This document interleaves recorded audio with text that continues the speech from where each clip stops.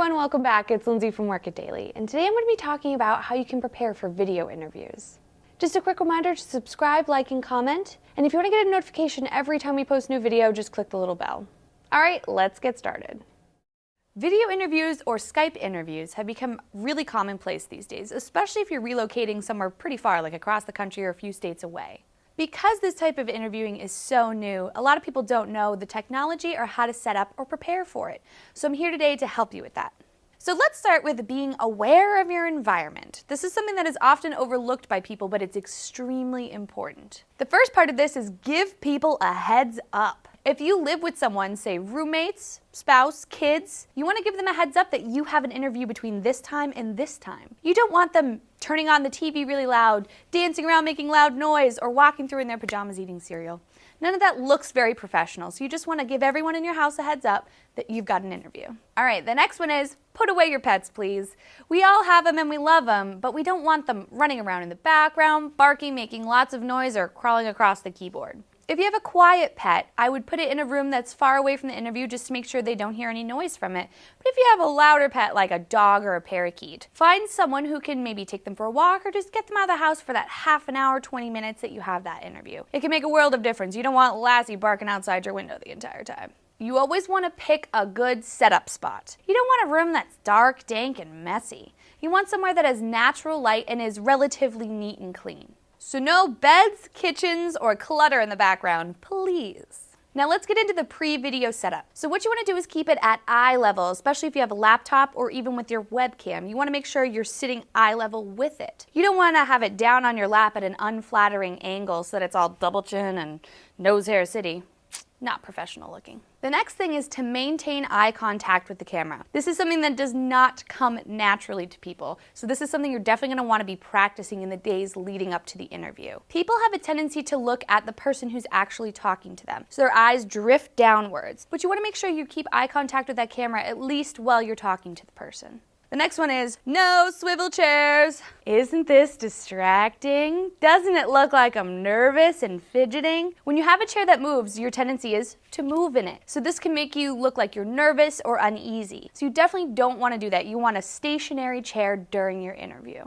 Be sure to turn those lights on. Lighting is extremely important. If you have a room that has a lot of natural lighting, extra lighting won't be necessary. But if it's a room that's kind of dark, what you want to do is at least take 1 to 2 table lamps and put them on either side of your web camera or your laptop. This way, everyone can see your beautiful face during your interview. Also, this doesn't just apply to your face. You want to make sure you have a properly lit background as well.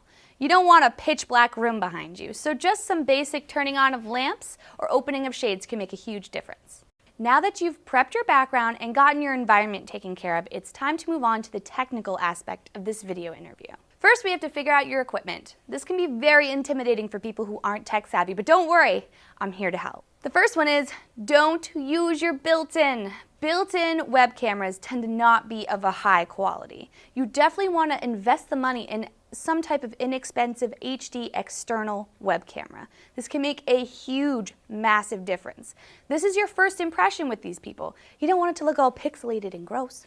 The next one is audio is king. Most people forget how important audio is.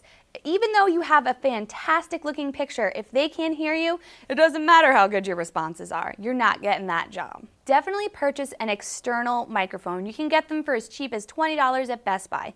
This is your saving grace. P.S. Definitely be sure to test out the audio levels before the interview. Too loud or too soft audio can also be a killer. The next one is Wi-Fi is no good. This is one of those times where Wi-Fi is not enough. You need your Ethernet plugged in so that your video and audio can stream properly. The last thing you want is a choppy feed where they can't even hear your entire answers because not good. Quick tip, be sure to give yourself some time with your new equipment and streaming software. You want time to figure out whether this works well with your internet connection or even your computer. This gives you time to go return it and test out a new one before your interview. All right, run-throughs are your friend. You really have to start off with knowing the streaming service. Depending on what streaming service the employer would like to use, you should make sure that your video and audio works well with it and figure out the parameters that you might need to fix. Normal problems to run into are the camera isn't selected or you don't have the proper audio selected. You don't want to find this out on the day of your interview after you've already hit connect. Knowing that you've already tested this and have it ready to go is a huge weight off your shoulders. So what you want to do now is test your setup. So grab a friend and have them do a Google Hangout with you.